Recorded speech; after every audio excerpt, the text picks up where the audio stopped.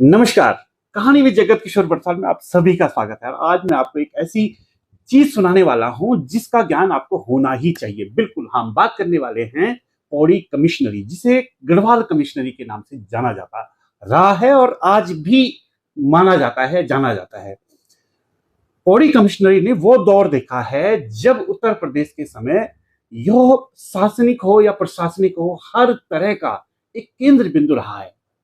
बहुत अच्छे अच्छे कमिश्नर इस कमिश्नर ने देखे हैं, लेकिन उत्तराखंड के बाद कुछ एक ऐसा दौर चल पड़ा कि धीरे धीरे धीरे धीरे करके कमिश्नरी का जो महत्व था वो जो है घटता चला गया। आज कमिश्नरी उस हाल में पहुंच गई है कि जब इस कमिश्नरी का कमिश्नर यहां बैठने के लिए तैयार नहीं।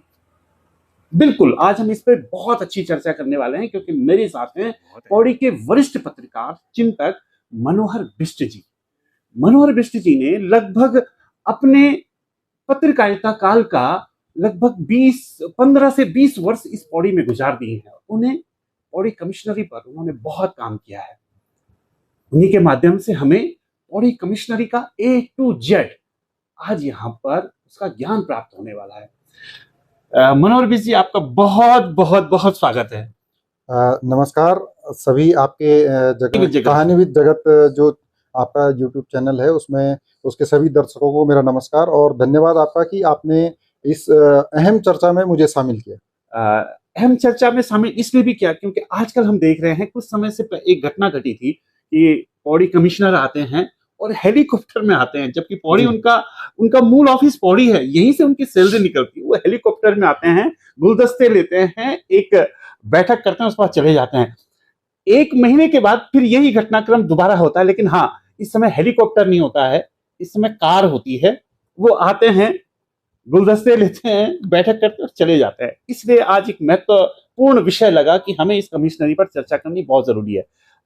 मनोहर भाई, शुरू से जानना चाहते हैं कि पौड़ी कमिश्नरी का उद्गम हुआ कैसे? पौड़ी कमिश्नरी 1 जनवरी 1969 को इसकी स्थापना हुई थी। जो अविभाजित हमारा उत्तर प्रदेश है उसके तत्कालीन जो राज्यपाल थे वी गोपाला रेड्डी जी, उन्होंने इसकी स्थापना की थी।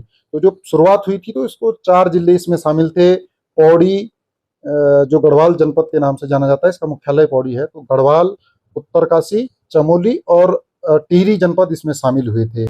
इसका उसके बाद इसका विस्तार हुआ 1975 में। इसमें जनपद देहरादून इसका हिस्सा बना। इसी तरीके से इसमें फिर जिले जुड़ते गए।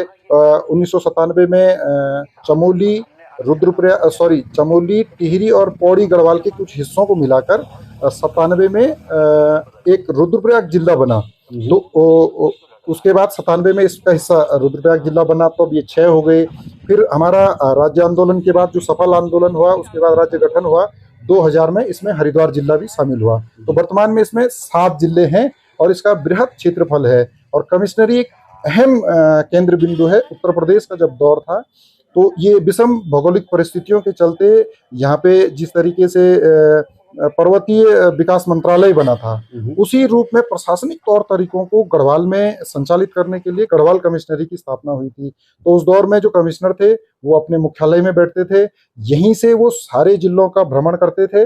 गांव गांव, गली गली, शहर शहर वो भ्रमण करते थे और व्यवस्थाओं का जायजा लेते थे। खास तौर पे मानसून से पहले उनका बड़े दौरे होते थे। चाहे चमोली जिला बड़ा आपदा से हमेशा से संवेदनशील रहा है आपदा की दृष्टि से।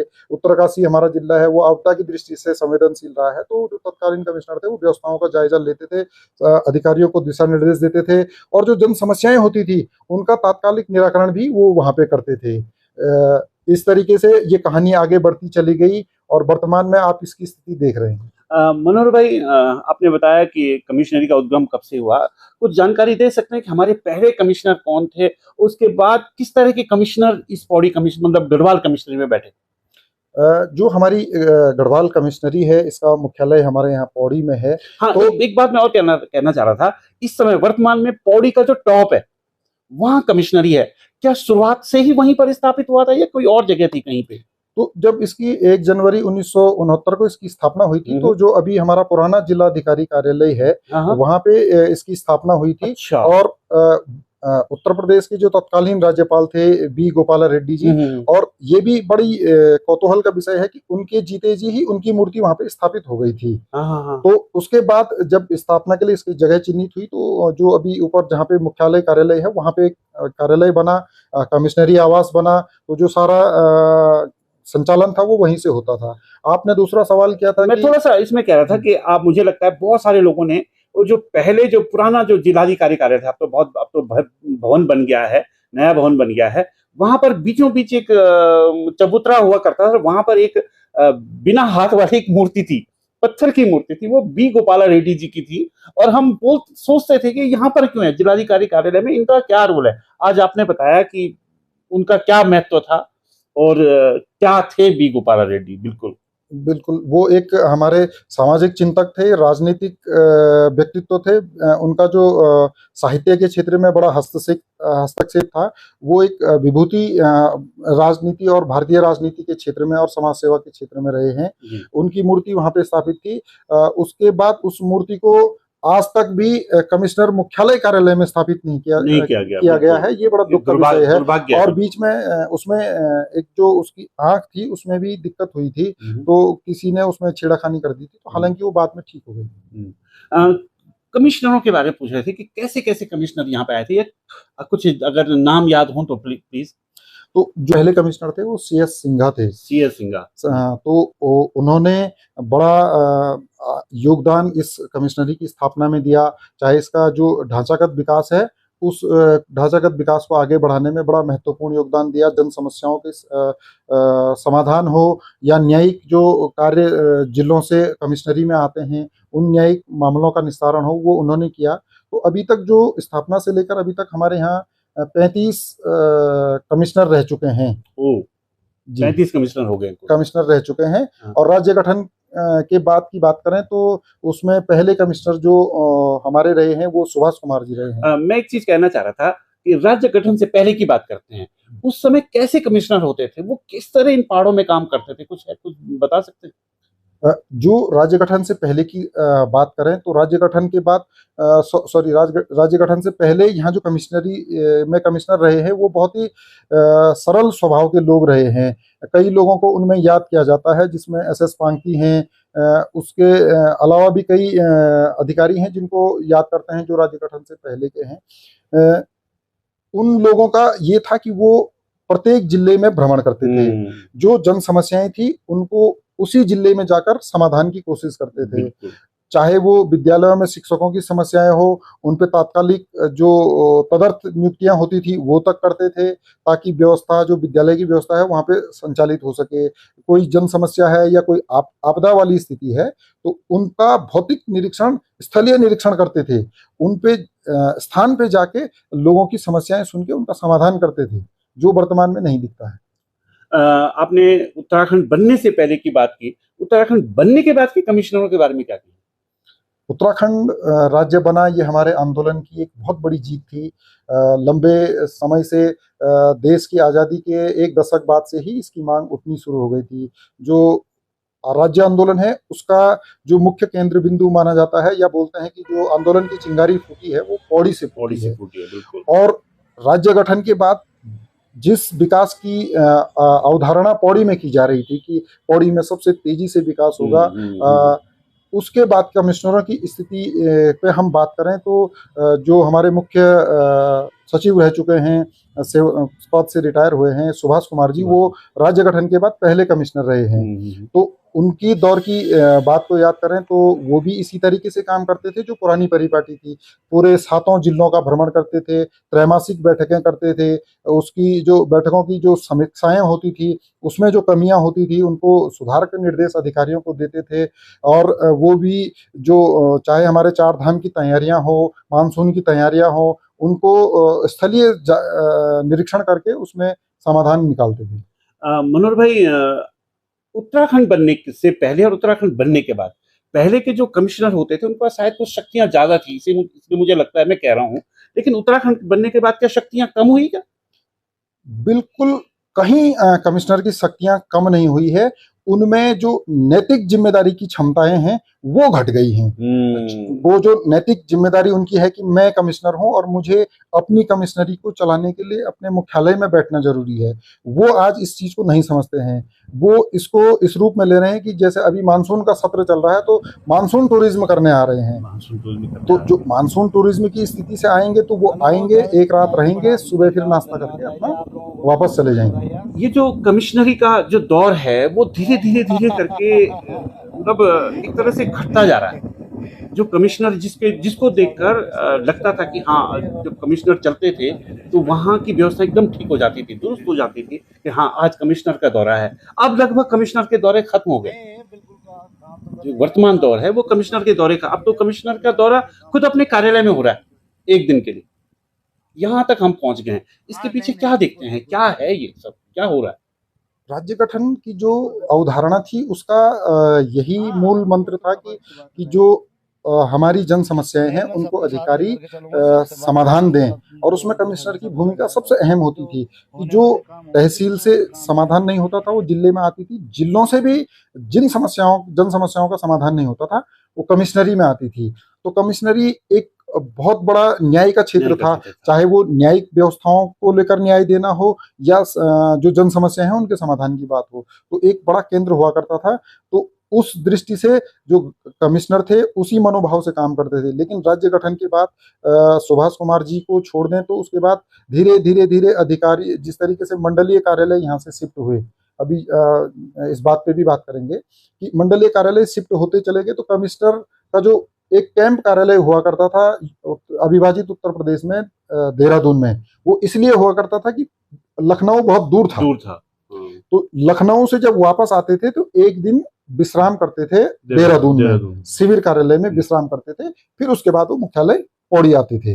लेकिन राज्य गठन के बाद क्या हुआ कि उस शिविर कार्यालय को इन्होंने पहले ये बोल के शुरू किया कि भाई देहरादून और हरिद्वार जो जिले हैं उनके समस्याओं का समाधान या उनकी न्यायिक कार्यों का जो समाधान है वो देहरादून कैंप कार्यालय में होगा। लेकिन दुर्भाग्य देखिए कि वो कैंप कार्यालय अब मूल कार्यालय बना दिया गया है और उस कार्यालय से सारी जो कमिश्नरी की गतिविधियां हैं वो संचालित हो रही हैं। और इसमें और मजेदार बात यह है कि अपर आयुक्त जो गढ़वाल के हैं उसका कोई शिविर कार्यालय नहीं है, उसके बावजूद वो भी देहरादून में डटे हुए हैं। और इस तरीके का हास्यास्पद स्थिति इस गढ़वाल मंडल मुख्यालय की बना दी गई है कि यहाँ पे मानसून टूरिज्म के लिए अधिकारी आ रहे हैं। अच्छा, मैं इसमें एक बात जोड़ूं कि जो उत्तराखंड के पहाड़ों की हालत है, जो वर्तमान जो पहाड़ों की हालत है, क्या ऐसा नहीं लगता कि वही हालत सेम कमिश्नरी की भी है?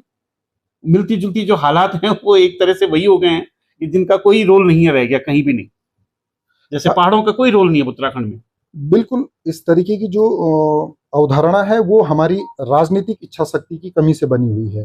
अगर आप कमिश्नर के गढ़वाल मंडल मुख्यालय में न बैठने पे सवाल करें तो ये जो हमारी राजनीतिक इच्छा शक्ति है, जो हमारा नेतृत्व है, वो इतना अधिकारियों के सामने इतना नतमस्तक हो चुका है कि वो उनकी बातें सुन के काम कर रहा है, ना कि जन समस्या या जन सरोकारों को लेकर को आगे रखकर काम कर रहे हैं। अच्छा, कहीं ऐसी कोई साजिश तो नहीं है, ऐसा तो नहीं रहा जो कमिश्नरी है उसको खत्म कर दिया जाए?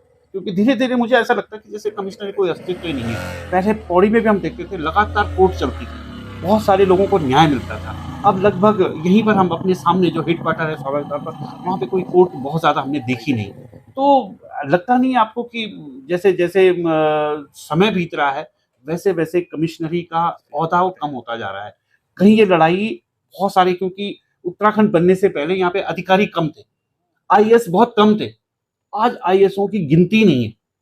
क्या लड़ाई आपसी लड़ाई तो नहीं है इसमें? सबसे बड़ी बात वही है कि जो हमारा नेतृत्व है, जो सरकार है, जो उसमें मुख्यमंत्री हैं, मंत्री हैं, इनमें से किसी में इच्छा शक्ति ही नहीं है कि वो एक कमिश्नर को पौड़ी में बिठा सकें।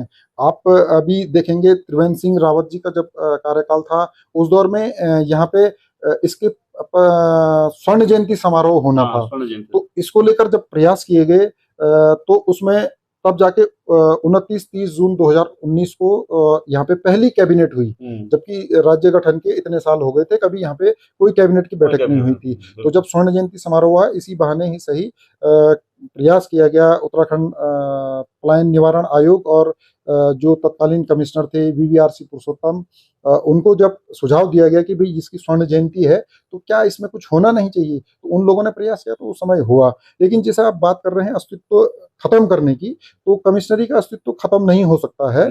जो हमारा जो प्रशासनिक तंत्र है उसका एक अहम ढांचा है कमिश्नरी, तो उसको कोई खत्म नहीं कर सकता है, लेकिन अधिकारी उसको गौण बनाने में जरूर तुले हुए हैं कि उसके अस्तित्व को इतना गौण बना दिया जाए कि लोगों को लगे कि नहीं कमिश्नरी कुछ होती ही नहीं है। तो जब लोगों को लगी नहीं कमिश्नरी होती ही नहीं है, तो समझो उसका अस्तित्व उस तरीके से समाप्त किए जाने का एक प्रयास इनके अधिकारियों के द्वारा किया जा रहा है। वर्तमान जो कमिश्नर है, जब उन्होंने शुरुआत की थी पौड़ी पे, उन्होंने कहा कि जब वो आए थे और उन्होंने पहली प्रेस वार्ता की, उन्होंने कहा था कि मुझे यही रहना है और मैं बहुत ज्यादा समय दूंगा, लेकिन वो बात शायद कुछ घंटे ही वो बात रह पाई और उसके बाद वो ऐसे गए कि फिर लौट के नहीं। आप आते हैं तो कभी हेलीकॉप्टर में आते हैं और कभी कार में आते हैं, क्या कहेंगे? वर्तमान जो कमिश्नर है, मेरे को लगता है कि जो आईजी गढ़वाल और कमिश्नर हैं, उन दोनों ने जय वीरू की जोड़ी बनाई हुई है। तो वो कभी अभी देखा होगा आपने, 27 अप्रैल को वो हेलीकॉप्टर से आए थे और उन्होंने यहाँ पे हवाई जायजा लिया और हवा की तरह वो आए और हवा की तरह चले गए थे। कल की बात करें तो वो आए, आईजी गढ़वाल आए तो उन्होंने जिला स्तरीय बैठक ली। वो मंडलीय अधिकारी हैं, उनके पास पूरे गढ़वाल की जिम्मेदारी है, लेकिन वो बैठक ले रहे हैं जिले की। तो ये बड़े सवाल हैं। फिर उसका कमिश्नर आते हैं, बैठक लेते हैं मंडलीय, लेकिन वेतन रोकते हैं जिले और एक खंड स्तरीय अधिकारियों की। तो अजीबोगरीब स्थिति इन्होंने बनाई हुई है। अब जब उनसे इसी बारे में सवाल किया गया कि भी आपने जिले स्तरीय अधिकारियों के वेतन रोके, तो एक नई चीज निकल के आई कि इनको नोडल बनाया गया है। तो एक नया पौड़ी ना आने का जो मंडलीय अधिकारी हैं, उनके नया सिगुफा छोड़ा है कि भाई इनको नोडल बना दिया जाए। अब जिले का जो अधिकारी है वो किस तरीके से चमोली के बड़े अधिकारियों से डाटा लेगा, वो किस तरीके से उत्तरकाशी, टिहरी, देहरादून, हरिद्वार के जो मंडलीय अधिकारी हैं उनसे कैसे रिपोर्ट ले पाएगा। तो इस तरीके की जो व्यवस्थाएं बना रहे हैं, ये बड़ी विभत्स दृश्य बना रही हैं कि आखिर भविष्य किस तरीके से जो हमारा मंडल मुख्यालय है उसका किस ओर जाएगा। कुल मिलाकर मैं एक लाइन में कहूं तो कमिश्नरी मजाक बनती जा रही है। इस पे जरूर हमको मंथन करना होगा। सवाल सरकार से है। आप वर्तमान जो हमारे मुख्यमंत्री हैं, युवा हैं, इनसे बहुत उम्मीदें हैं। इन्होंने सपना जरूर दिखाया था कि 2022 अक्टूबर में ये पहली बार पौड़ी आए थे मुख्यमंत्री बनने के बाद, तो इन्होंने कहा था कि भाई हम कमिश्नरी के वैभव को वापस लौटाएंगे। बिल्कुल। तो वापस लौटाने की बात कही। फिर उन्होंने 2024 में फरवरी में 2 दिवसीय दौरा भी किया। वो यहाँ खुद रहे भी एक रात। उन्होंने फिर बोला कि हम इसके वैभव को लौटाने की बात करेंगे।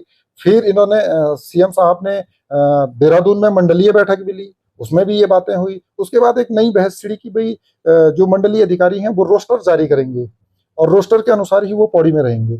लेकिन आप देखिए कि एक यूपी में जब गढ़वाल कमिश्नरी बनी थी तो 60 से अधिक इसमें कार्यालय थे। राज्य गठन के बाद उसमें 40 से अधिक कार्यालय यहाँ से शिफ्ट हो चुके हैं, और जो अभी 15-16 कार्यालय हैं भी, तो वो एक क्या कहते हैं उनको, जो हमारे हम मानसून टूरिज्म की बात कर रहे हैं, इसी टूरिज्म की तरह उसके अधिकारी आते हैं, जाते हैं, आते हैं, जाते हैं, उसका आगे कोई अस्तित्व नहीं है। जो मजाक की बात है वो वाकई में अधिकारी इस कमिश्नरी को मजाक बना के ही रखा हुआ है। मैं कहना चाह रहा था कि जब हम छोटे थे, हमारी उम्र थे, पढ़ते थे, तो हम कहते थे कि एक जगह होती थी काला पानी जी, कि जो वैसे लोग हैं उन्हें काला पानी की सजा होती थी।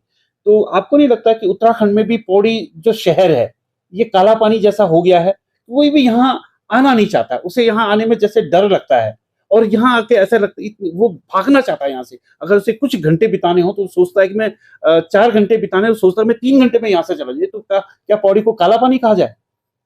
ये जो काला पानी की आप बात कर रहे हैं, ये ऐसा ही अधिकारियों के दृष्टिकोण से तो ऐसा ही लगता है। उनको लगता है कि ये पनिशमेंट की पनिशमेंट की जगह जो हमारी यहाँ पे तैनाती हुई है वो पनिशमेंट तैनाती पनिशमेंट है। की तैनाती किस बात की पनिशमेंट? इतना अच्छा मुख्यालय है, बिल्कुल बिल्कुल इतनी अच्छी व्यवस्थाएं हैं, यहाँ के जैसा वातावरण कहीं नहीं है। यहाँ 12 महीनों में से 10 महीने ऐसे हैं कि उनमें बहुत ही सदाबहार मौसम रहता है। 2 महीने थोड़ा सर्दियां होती हैं, लेकिन वो भी अब धीरे धीरे जो क्लाइमेट चेंज हुआ है उसके अनुसार अब यहाँ पे वो स्थितियां नहीं है। बहुत अच्छा यहाँ पे वातावरण है। उसके बाद भी अधिकारियों के मन में हीन भावना है कि वो यहाँ पे पनिशमेंट के तौर पे आए हैं, जबकि ये पुरस्कार है। आप जिलों में रहते हैं, जिलाधिकारी की भूमिका निभाते हैं, उसके बाद आप कमिश्नर की जिम्मेदारी होती है, तो आपको सारी व्यवस्थाएं देखनी पड़ती हैं। तो क्यों अधिकारी इसको ऐसा मान के चल रहे हैं? वो हमारी जो अधिकारी हैं उनका नैतिक जो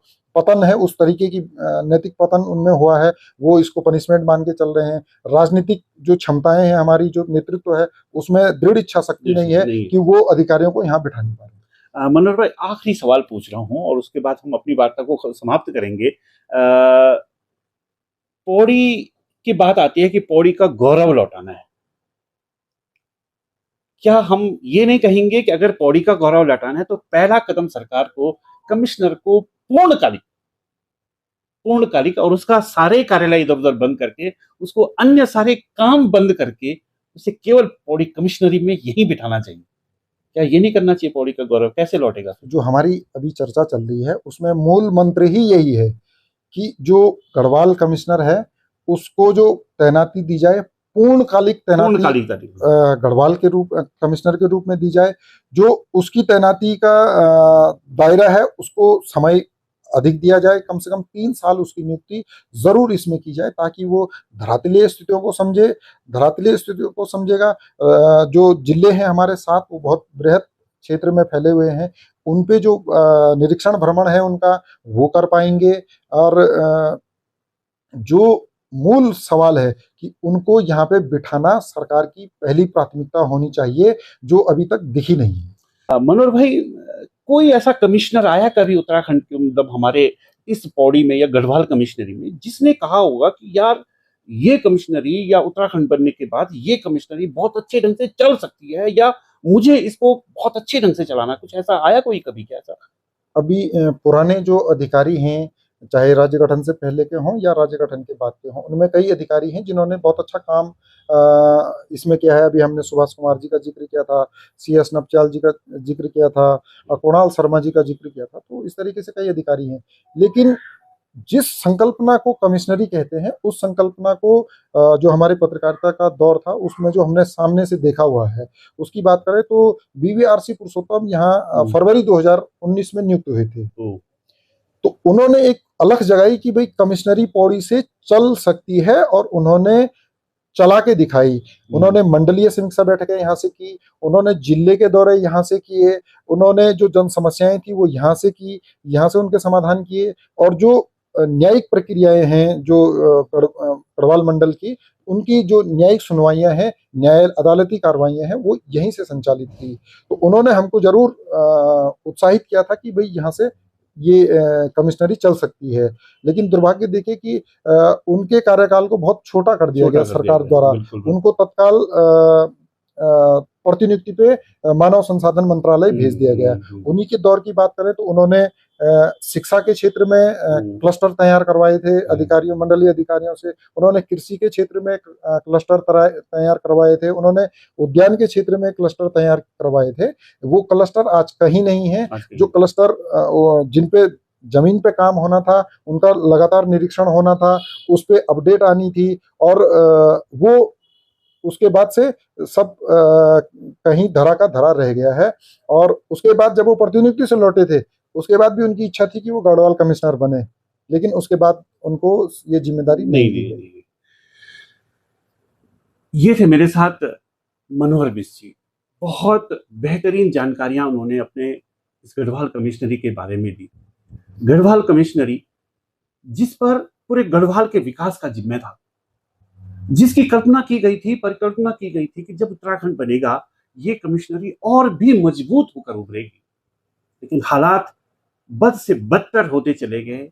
दिन जैसे जैसे गुजरते गए, साल जैसे जैसे निकले, वैसे वैसे गढ़वाल कमिश्नरी का जो डाउनफॉल था, उसका जो हरास होना था, उसका जो उसका स्तर था, वो बहुत निचले स्तर पर आने लग गया।